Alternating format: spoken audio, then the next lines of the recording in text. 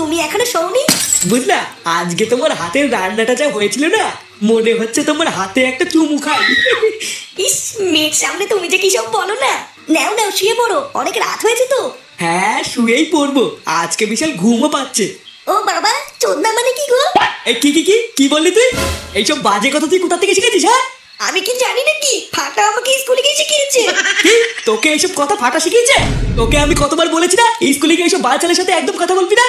আরে বাবা ছাড়ো না, বাচ্চা কাচ্চা মানুষ তো, তাই কি নাকি বলেছে। ফাটা বাচ্চা নাকি? ও একটা না পাকা শান্তির ছেলে। লেওরা নিজের মতন আমার মেয়েটাকে উল্টো পাল্টা শিখাচ্ছে। দাঁড়াও, ওই চুদির ভাইকে দেখাচ্ছি মজা।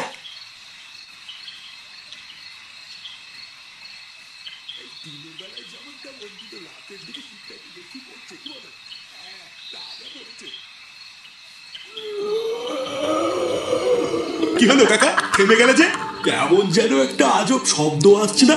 শব্দ কই? ও মনের ভুলে কি নাকি শুনেছো? চলো চলো। আর না রে হরি, একটু ভালো করে কান পেতে শোন, আমি কেমন যেন একটা শব্দ পাচ্ছি। ও তোমার বুড়ো বয়সে বিবৃতি হয়েছে কাকা, আর এই শীতের মধ্যে দাঁড়িয়েও না, চলো চলো। কাকা, তুমি মনে হচ্ছে ঠিকই শুনেছিলে গো, এটা আবার কিসের শব্দ? হ্যাঁ রে হরি, জায়গাটা না খুব একটা ভালো লাগছে না রে, আমাদের তাড়াতাড়ি এখান থেকে বেরোতে হবে। কি গো কাকা?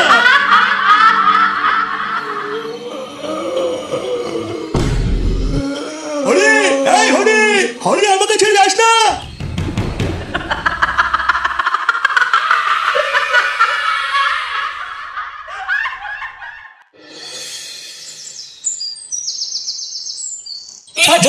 তোর এত বড় সাহস, এতবার বেড়ে গেছিস তুই?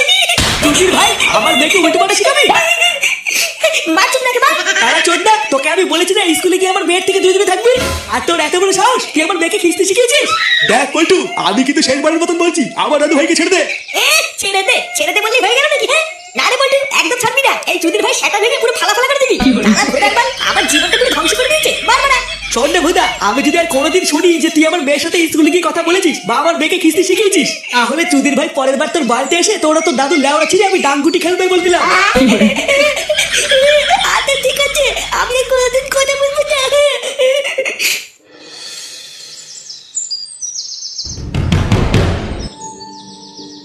কি আশ্চর্য, কালকে সকালেই হারানদার সাথে কথা বললাম, আর এক রাতের মধ্যে এত কিছু ঘটে গেল, এ তো আশাই করা যায় না। আমার তো দেখে বুকের ভিতরটা কেমন কেঁপে কেঁপে উঠছে। একটা জলজান্ত মানুষের একই অবস্থা। আরে দেখে বুঝতে পারছি না কি সাংঘাতিক ভয়ঙ্কর ভাবে একটা জলজান্ত মানুষকে মেরে ফেলেছে। একটা চোখ উপড়ে নিয়েছে, আবার পুরো শরীরটাও পুরো ফ্যাকাশে হয়ে গেছে, যেন মনে হচ্ছে পুরো শরীর থেকে কে যেন রক্ত চুষে খেয়ে নিয়েছে। বাবারে বাবা, আমি তো পুরো শিওর এটা কোনো ডাইনির কাজ, না হলে তো এটা কোনোভাবেই সম্ভব না। হ্যাঁ ঠিকই বলেছো। এই পুঙ্গা মেরেছে, এইসব আবার কি হয়েছে? পল্টু, দেখছিস তো কাল রাতে গ্রামে কি হয়েছে? হ্যাঁ, সে তো দেখতেই পাচ্ছি। তা কি করে এমন হলো সেটা কি জানতে পারলি? না রে পল্টু, তেমন কিছু জানা যায়নি, তবে গ্রামের সবাই বলছে এটা নাকি কোনো ডাইনির কাজ।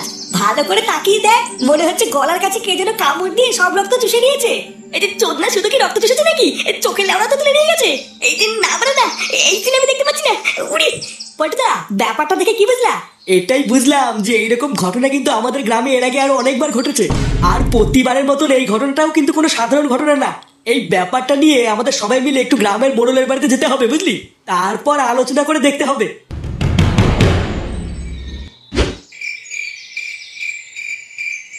তা মোড়ল মশাই, গ্রামে কি হয়েছে সবই তো শুনলেন, এবার বলুন কি করা যায়? দেখো, এই বিষয়ে আমি আর তোমাদেরকে কি বা বলবো আর কি বা করবো বলো। আমি হইলাম কি এই ভাতারবাড়ি গ্রামের ছোট্ট একটা মোড়ল, তাই না? সেইখানে দাঁড়ায় আমার কাজ হলো কিনা গ্রামের যদি কেউ অপরাধ করে তার শাস্তি দেওয়া। এখন এর থেকে বেশি তো আমি আর কিছু করতে পারতেছি না, তাই না? কিন্তু মোড়ল মশাই, আপনি যদি আমাদের পাশে থাকতেন তাহলে আমরা আসল দোষীকে খুব তাড়াতাড়ি খুঁজে বের করতে পারতাম। আমরা যদি তাড়াতাড়ি দোষীকে ধরতে না পারি তাহলে হয়তো গ্রামে আরো বড় বিপদ আসবে। দেখো পল্টু, হ্যাঁ মানতাছি তোমরা একটা ক্লাবের সদস্য, তোমাদের একটা দায়িত্ববোধ আছে, কিন্তু তোমরা ছাড়াও তো এই গ্রামে আরো 2-4টে ক্লাব আছে নাকি? তারা যখন চুপ করে বসে আছে তোমরাও তাদের মতন চুপ করে থাকো, এইটা হইলো কি পুলিশের কাজ। তা এই বিষয়ে শুধু আমি কেন, তোমাদেরকে কেউই সাহায্য করতে পারবে না। চুদির ভাই, তা কি বলছো মোড়ল হয়েছে তুমি, যে কোনো সাহায্য করতে পারবে না? গ্রামে সবাই মরে যাচ্ছে আর উনি বসে বসে বাঁচিয়েছে। চোদনা মোড়ল হয়েছে উনি, গুদের মোড়ল। চল তো চল, এইসব বাচ্চাদের কাছে থেকে না কোনো লাভ হবে না, বুঝলি? লেওরা আমি বুঝে গেছি, এবার যা করার আমাদের বাচ্চার লাভকে করতে হবে।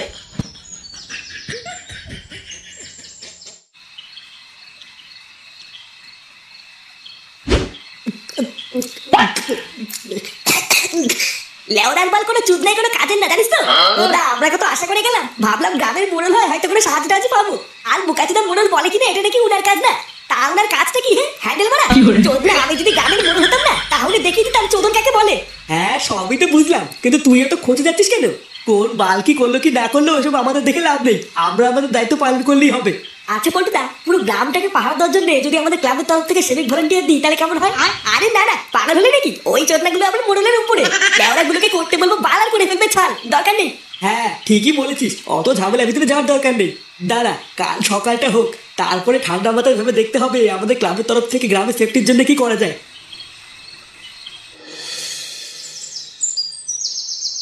কি কি উল্টোপাল্টা কথা বলছিস তুই?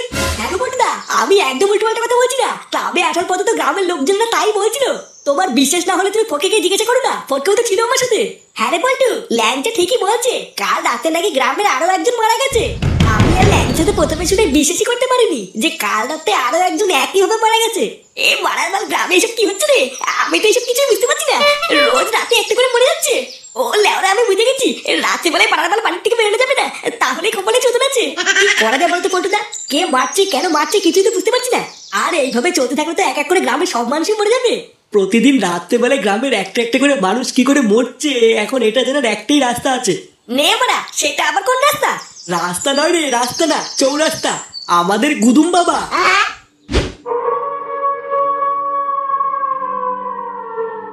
আরে চোদন, এই মালটা তো দেখছি উড়ে বেড়াচ্ছে রে। হ্যাঁ ফুটো, হাত জোর কর। আরে দাঁড়া মারা, আগে বুঝতে দে ব্যাপারটা কি হচ্ছে এখানে। এই মালটা কি কোনো দড়ি টড়ি ধরে ঝুলে আছে নাকি? বাবা আমাদের রক্ষা করো বাবা, আমরা অনেক দূর থেকে বিপদে পড়ে তোমার কাছে এসেছি। এখন আমাদের এই বিপদের সময় আপনি আমাদের শেষ ভরসা বাবা, আপনি আমাদের রক্ষা করুন। বল, কি করতে এসেছিস এখানে? ওই রক্ত দোষের হাত থেকে মুক্তি পেতে? হ্যাঁ বাবা, তুমি তো সবই জানো, প্রতিদিন রাত্রিবেলায় আমাদের গ্রামের একজন করে মেরে ফেলছে, তুমি আমাদের এর হাত থেকে বাঁচাও বাবা। বম ক্রিং ক্রিং ছট, চোদন ঘরে চোদন খেয়ে গিয়েছে তার সম্মান, ছটফট করে তিলে তিলে নিয়েছে তার জান। এবার সে বদলা নিতে এসেছে এই গ্রামে, আসল দোষী রক্ত খেয়ে মারবে সে প্রাণে। ছট! কবিতা বললে তো? লেওরাটা মূর্খ দেখালো, মালটার কিন্তু ট্যালেন্ট আছে। চুপ সুধীর ভাই, তুই আমাকে মূর্খ বললি? আমি মাধ্যমিক পাস। তারা চোদনা, মাধ্যমিকের 1 নম্বরের জন্য আমি স্টার পাইনি, কেন জানিস? কারণ আমার পেনের কালি ফুরিয়ে গেছিল। বলছি বাবা, তুমি ওর কথা কিছু মনে করো না। এবার তুমি আমাদের বলে দাও বাবা, কে সেই দোষী যার জন্য আমাদের গ্রামের রক্তচোষাটা এত বড় ক্ষতি করছে? আর এই রক্তচোষাটা কোথায় বা থাকে আমরা তো কিছুই জানি না বাবা। ও থাকে একটা গভীর জঙ্গলের পুরনো বাড়িতে, আর রাতের অপেক্ষা করে, কারণ রাত হলেই ও প্রতিশোধ নেওয়ার জন্য বাড়ি থেকে বেরিয়ে আসে। তারপর যাকে সামনে পায় তারই রক্ত চুষে খায়। কিন্তু বাবা, সেই দোষীটাকে যার জন্য ও আমাদের গ্রামের সবার রক্ত চুষে খাচ্ছে? সে আর কেউ নয়, তোদেরই গ্রামের মোড়ল। কি? হ্যাঁ, আর ওই মোড়লকে ধরে তোরা যদি একবার কোনোভাবে ওই রক্তচোষার বাড়িতে নিয়ে যেতে পারিস, তবেই ওই মোড়লকে ওর নিজের হাতে মেরে তারপর শান্ত হবে, নয়তো আর হবে না।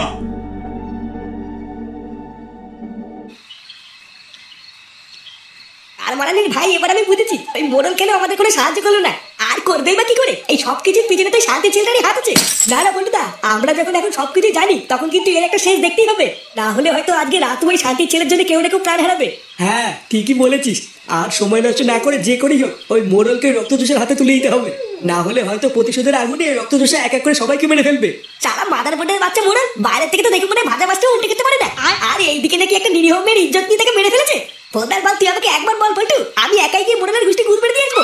তুই এক কাজ কর ল্যাংচা, তুই আর ফুটো গিয়ে যেভাবেই হোক ওই মোড়লকে বাড়ি থেকে বের করে রক্তচোষার বাড়ির সামনে নিয়ে আয়, তারপর মালটাকে বোকাচোদা বানিয়ে যদি একবারে রক্তচোষার হাতে তুলে দিতে পারি ব্যাস।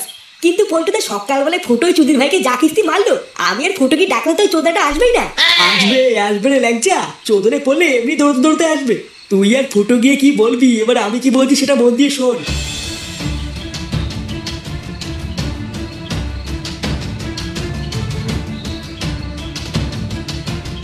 কি আমার কথা কি ক্লিয়ার নাকি ভেজাল আছে?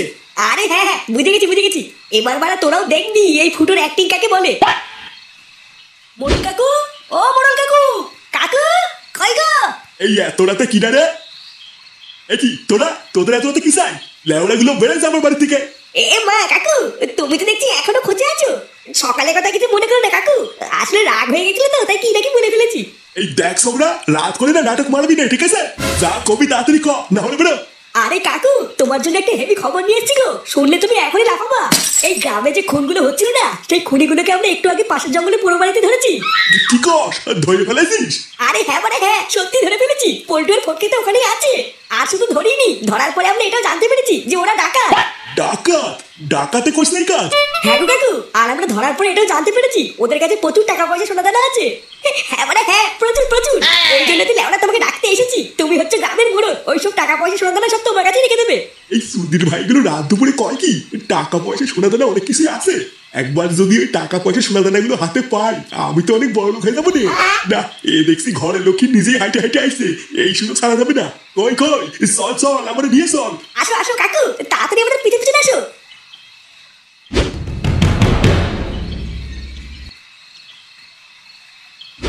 নে রে, বললি যে এখানে ডাকাত গুলো আছে, তো গেল কোথায়? কিটা রে, কিটা? দেখ, ঠান্ডা গুলো তোরা কি ভাবতেছিস? আমার এখানে আইনে তোরা ভয় দেখাবি? আমি কিন্তু এই গ্রামের মোড়ল, তোদের সকলের কপালে কিন্তু কত আছে বলে দিলাম।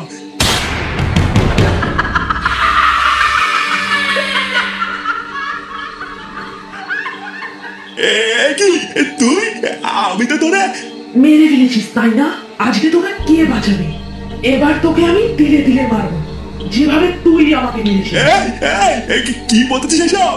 আমার তুই মারবি?